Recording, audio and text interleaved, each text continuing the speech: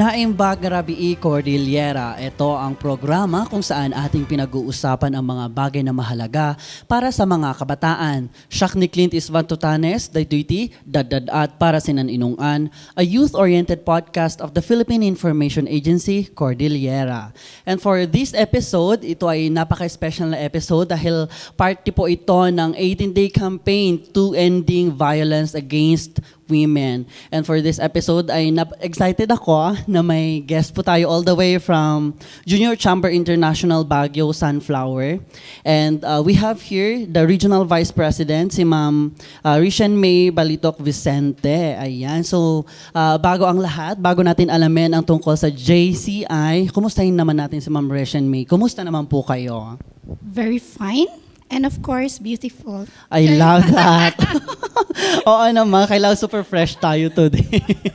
Ayan, so excited tayo na pag-usapan ang tungkol sa JCI kasi I have seen ang mga activities ninyo is geared towards empowering women, especially itong mga young women and young adults like us. Yes, of course. Ayan, so huwag na tayo magpapatumpik-tumpik pa. Ma'am, baka we have viewers who are not very familiar with JCI. Ikwento naman po natin kung ano po yung JCI. Thank you so much, sir. JCI stands for Junior Chamber International. It was established in 1915s. Yes. Oh, So over the countries, it operates 100.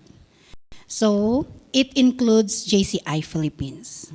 So JCI Philippines have numerous local chapters nationwide. So one of that is JCI Baguio Sunflower. So from JCI Baguio Sunflower, we have 40 active members from 18 to 40 years old. Years old. Yes. So this JCI, it was created year 2005. And of course, it was also known way back Philippine JCs. So it provides development opportunities to the young active citizens nationwide and of course globally. Ayan, so marami pala tayong mga chapters so all over the Philippines po ito and isa yung Baguio City na may chapter. Ayan, so paano man po yung composition ng JCI aside from the age na 18 to 40, paano po yung membership dito, ma'am? Okay. JCI Baguio Sunflower is composed of all female representing empowered women here in Baguio City. Actually, we have notable alumnus in JCI Baguio Sunflower, and they are the 2019 past President Jennifer Mejia Dizon, and of course, the one and only 2024 JCIP National President, Christine Ponce Garcia, and of course, our very own mother, the Charter President, Ars Mundi King, which is they are all members of OWLS, Outstanding Women in Baguio. Ay, wow. Yes. So it only shows na ang JCI ay talagang grupo ng mga super empowered na mga individuals kasi they have been changing lives, especially mga nabanggit nyo na moms, they're really working towards community development. Ayan, so yung mga members po ba ng JCI from iba't ibang sectors din, paano po yung dito, ma'am? Yung mga members natin in JCI Baguio Sunflower, we have 40 active female members. They are in the different agencies. Some of it, they are still student because the age is 18 to 40. Some of it, they are in the government, private. So it have a diversity. So from that, female from JCI Baguio Sunflower is a diverse organization. Yes. Ayun. So, kaya siguro lumalaban ng JCI kasi napaka-diverse. Ibig sabihin, ang daming brain cells na gumagana and siguro each individual may expertise sa mga, kunyari sa mga certain issues sa community and with that, nahahanapan nyo ng paraan kung paano makatulong sa community. Yes. Actually, the JCI Philippines is a leading active network for young citizens. So here, this is the organization which is highlighting the learning and growth of our youngs. So for example, if you have a child which is going for 18, either female or male, we have JCIP. So you can find nationwide. But of course, here in Baguio City, we have here JCI Baguio Sunflower. So all females po yan. Ayan, so nakaka-excite naman. So may office ba kayo dito, ma'am? Baka pwedeng ma-visit namin and makipag-chikahan doon. Actually, may yung JCI Baguio Sunflower is kung saan yung office ng incoming president, doon po yung nagiging office. So you can approach, you can approach them on our page actually, JCI Baguio Sunflower. Ayan, so Yes. mayroon kayong Facebook page na pwedeng i-check. And ang saya naman nun, ma'am, na nagbabago-bago yung and at least nakakakita kayo ng iba't ibang mga places. Ayun. Yes, sir, kasi this organization is a non-profit. So hopefully, in coming years, hopefully we can have an office here. Ayun. We hope and pray, ma'am.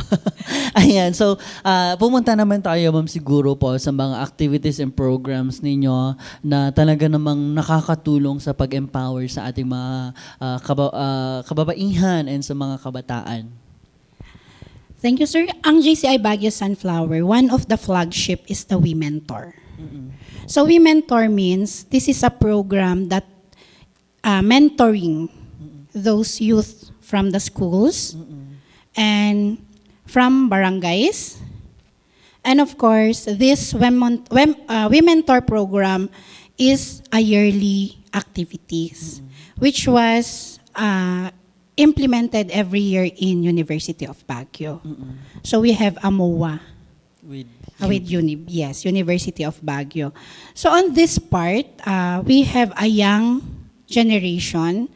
So from any kind of profession, we are grouping every profession. So for example, if you are a law student, we have a lawyer. Yes. For example, if you are a criminology student, we have a police officers. If you are architect, yes, we have also engineer and so forth. Ay, wow. So Yes. it's talagang dahil isa sa mga siguro advantage ng pagiging diverse is nakakahanap kayo ng mga ang tawag dito, mga experts sa mga different fields para dito sa We Mentor. Yes, that's right, sir. So that's why we mentor. Women mentor. Ay, So okay. mentoring youth for the next generation. Ayan. Yes. So anybody can join po ba dito sa We Mentor na ito? Paano po ito, ma'am? Yes, they are uploading in the Facebook of JCI Baguio Sunflower. They are inviting and they are also exclusive if you want in your school. So Yes. they can invite yung Yes. JCI to go sa mga schools. Ay, wow. So, very easy to reach. Yes, sir. Ayan. So, anybody can join naman po dito. Hindi kailangan women, hindi kailangan, paano po siya? Yes, hindi naman kailangan women. We are open naman for men. Diba? Oo. Kasi it's not because we mentor, it's not open also. Kasi we mentor is part of, it's focused on female, but we are open for men. Men. Yes. Additionally, we are also conducting fundraising. For the last time is we conduct the Project CRAP, which is the Women's and Awareness for Right and Protection. Yes, that's the RAP. RAP. Wherein it's a free medical mission for all women. Yes. So it provides services which is free OB consultation, free check-up for cervical cancer, and so forth. So we are also aiming that women should know to take care their personal, especially mothers, di ba? Kasi nakakalimutan nating inaalagaan ang sarili natin, especially if you are a mother. Oo din. Yun yung difference ng mga community activities namin. Yun naman ang difference na dun sa We Mentor. We mentor. Yes. You are gearing towards dito sa especially sa mga community, sa mga mothers. Kasi ang hirap ng buhay ng pagiging mother po ma'am kasi Totoo. As me, as a Oo, mother, yes po. Oo, kasi babantay ka, tapos kung may kung may job ka pa, and minsan na-overlook pa yun ng ibang mga tao, yung role ng pagiging isang mother. actually, di ba that's the priceless gift. So, as a JCI Baguio Sunflower, na it composed of empowered female, which is from the different agencies and different places. Which is, yan yung isang puso ng Baguio Sunflower. Kasi ang pag-aalaga mo sa isang nanay, ang pag-aalaga mo sa anak na babae, is sila naman yung susunod na generasyon para sa atin. Kasi kung hindi natin binibigyan ng awareness ang mga women natin Yes. at mga young natin, sino naman ang susunod sa atin? Exactly. Napaka mabuti nang nasabi niyo ma'am kasi napakalaki din ng role ng mga kababaihan sa mundo aside from just being a mother. Ang daming napakalaki ng possibilities na pwedeng gawin ng mga kababaihan and they are very unique na creation of God.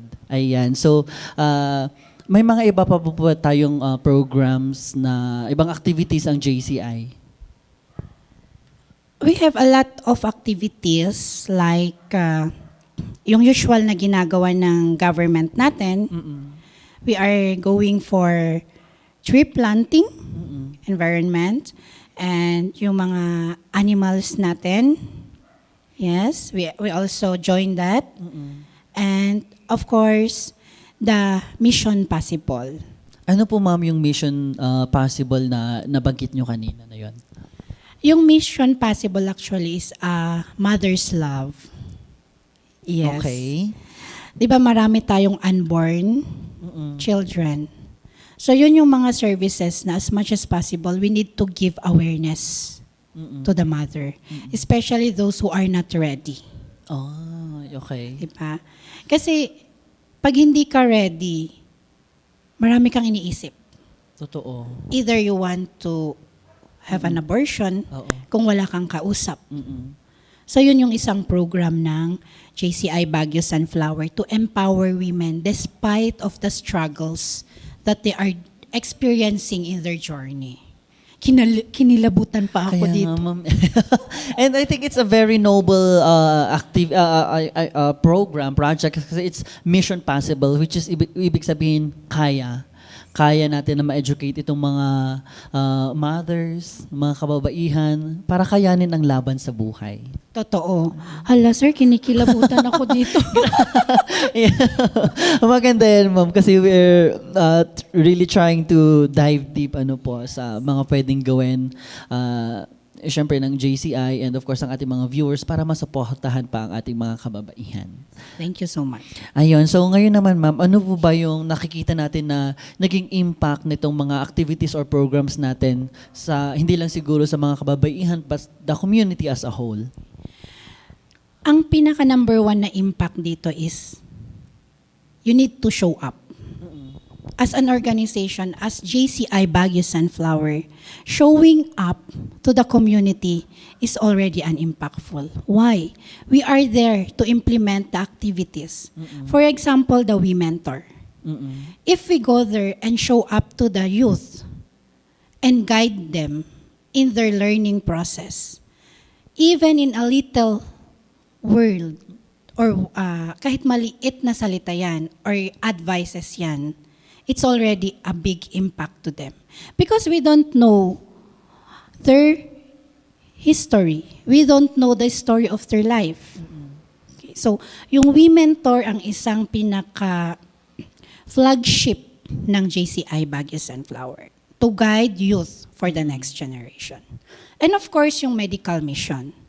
So, medical mission is a big help to the community. Why? Yung pagbili pa lang ng gamot, di ba? Hindi na nila nabibili. But if you are there as an organization who is the bridge of all the suffering of our community is already an impactful. Kasi giving, showing them that there is still an organization that they can help, that who can help. And of course, third is, you need to give life, the mission possible. Life is a choice, right? Yes. So, being a mother, being a female, JCI Baguio Sunflower is here who can help you. It's not merely the JCI Baguio Sunflower or the member who can give you the help, but they are the bridge to those people who have heart. Kasi di ba maraming mga tao na nagbibigay ng tulong pero ayaw nilang magpakilala. Oo. Di ba? Kaya maraming anonymous na tumutulong. Di ba? Nice. Yes. The mere fact, JCI Baguio Sunflower is non-organization membership. Hindi yan yung organization na may fund. Kasi we are conducting fundraising. JCIP Philippines is not an organization na hindi may pondo yan agad. No. We are conducting fundraising to provide the need of the community. So yun yung pinaka number one impact na binibigay natin. So we are one of the organization that can help the government to bridge the community and to give help, of course, especially women. Ayun. So napaka heartwarming na nasabi niyo ma'am, especially doon sa women tour na just by showing up is it shows that you care, especially sa mga kabataan ngayon, kasi parang yun yung nakikita natin na kailangan nila, yung care, yung hindi sa nangingialam ka pero you are interested in their well-being, and that is what JCI is doing. And then sa medical missions naman, kasi minsan nasabi nyo nga ma'am kanina, medyo struggle pa rin talaga ang pag-reach natin ng mga kababaihan sa mga services related to them. And minsan nahihiya sila sa mga parang ayaw pa nila magpa-hospital, yung mga ganyan. And if there are these organizations na who are very very welcoming, very is mas ma-interested sila to undergo these kinds of services. So palakpakan natin ng JCI. Thank you. Ayan, so eto naman ma'am, I am wondering naman if ano po ang nakikita nyo na significance ng mga civil society organizations sa government, especially sa JCI, yung presence ninyo sa government events, gano'n? For me, ang nakikita ko as significant dito sa organization is ang government natin or civic organization natin is for the sustainability. Ang sustainability natin kasi ng activities is, it's part lahat ng mga concerned agencies. Private man yan or public man yan, we need them as one. Because without them, JCI Baguio Sunflower cannot stand alone also without our government support. For example, in resources. We have the program, but how could we do that? How could we implement that? So we need the help of the other agencies. We need the help of other communities, especially those people who are really helping us in implementing our project. Ayun, napakaganda yun, ma'am, kasi both the government and of course itong mga civil society organizations cannot function without each other. Ayan, it's always, so maganda ito po na lagi nating nakikita na yung JCI ay active sa regional juvenile justice activities, sa Children's Month celebration, nandun kayo nakikita kayo, ma'am. So, napakaganda kasi it only shows na malakas talaga ang partnership ninyo with the government and you are really supporting itong government natin para mapabuti ang buhay ng mga kababaihan. Ngayon naman, ma'am, this is a very different question, kasi we would like to know if sa point of view naman po ng JCI, kung ano pa dapat din ang role ng mga kalalakihan when it comes to, of course, the welfare ng ating mga kababaihan? Ang role ng mga kalalakihan natin is a very crucial or vital. Why? Because they are the most dominant. True. Diba? Mm-mm. So, ang pinaka number one na role natin sa mga men is, number one, they should know how to respect women. Diba? Dapat aware sila. Mm-mm. Kasi may mga times na, alam mo yung, kung ano lang yung dominante sa utak nila, yun lang yung ginagawa nila. Kasi di ba sila yung number one abuser natin. Yes. Opo. Kasi yung dominante, feminism, yung palagi nating sinasabi na mahina ang mga babae, Totoo. which is, totoo naman yan. Kasi in gender development, when it comes sa pagka-dominante, yes, dominante ang mga lalaki. Mm-mm. But when it comes sa fair, for example, okay, trabaho, okay, may lalaki, may babae. Kaya dapat ang mga lalaki din is number one na nagbibigay ng awareness sa society. Kaya nga may move tayo, right? Yes. Yes. So yun yung move ng mga men para naman tulungan ang mga kababaihan and of course i-inform yung mga kalalakihan na it's high time to be educated. Hindi yung palaging yung old na eto. Traditional Yes, thinking. traditional thinking. Oo. But nowadays is hindi naman natin sinasabi na pantay na talaga ang lalaki at babae. It's a matter of understanding how fair, how gender we are. Paano natin binibigyan ng respeto ang mga babae? Paano natin binibigyan ng pagmamahal ang mga babae? Honestly, if you can see around the city, may mga taong grasa tayo, di ba? Either female or male. So yun yung point, yung from the generation, from the youth, we can start to educate men. Para pag usbong nila, hindi yung sila yung abuser natin. Oo. Ayun, napakaganda ma'am yung message nyo. Anong po, it really boils down sa respect. Respect pa lamang, pagbibigay ng respeto pa lamang, napakalaking bagay na yon na pagsuporta sa mga karapatan or sa welfare ng mga kababaihan. Ano po ma'am. And we are happy na ang JCI ay nandito para ibigay ang ganoon na education. Hindi lang siguro sa mga lalaki pero sa lahat ng mga members ng society para mas ma-educate pa sila. Ayan, so ngayon ma'am, ano po ang pwede nating, ano pong nakikita natin na hope in the future para sa ating mga kababaihan? Okay, for me, as the Regional Vice President of JCI Baguio Sunflower for this year, ang nakikita ko lang na hope para sa mga kababaihan is, let's give them the freedom of respect. Let's give them the opportunity to stand on their own. And of course, all the men nationwide, let's support women. Because supporting women is one of the mother which can boost our children or youth, especially the incoming generation. Sabi nga natin, kung ang lahat ng mga kalalakihan ay sinusuportahan ang mga kababaihan, wala nang krimen ang nangyayari. Ayun. Diba? So education is very important. It's the key. Ayan. So napakaganda yun ma'am kasi kung makikita natin talaga sa mga statistics hindi naman it's not putting the boys or the gentlemen in a bad light pero yun talaga yung fact na sila yung abusers. So, Actually, we have also men na na-abuse. oo. But from the statistics, if you Oo. can see it or if we can show it, Totoo. dominante pa rin ang mga lalaki. So, the key is we need to educate. First, from home. Second, sa mga organization, schools. And of course, we as the community.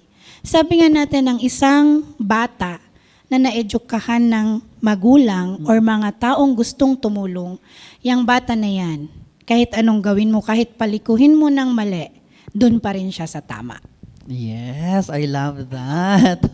And I hope na mangyari talaga yan, ma'am, with this education. And I hope na sa ating pag-uusap ngayon ay mas marami pa ang mga tao na maki-join sa mga activities ng hindi lang siguro ng JCI, pero sa mga organizations na talagang gustong i-empower ang ating mga kababaihan. Actually, we have a lot of organization in Baguio City. But of course, I will plug our organization, Of course. JCI Baguio Sunflower. If you want to reach out, you can see the page, JCI Baguio Sunflower. So you can reach out there at siguradong may sasagot po sa inyo. Again, we repeat, JCI Baguio Sunflower is all for females. Ayun. So, I'm also wondering, ma'am, if there are certain victims siguro of abuse, can they also reach out to JCI po? Yes, actually, we have an organization which is psychology organization.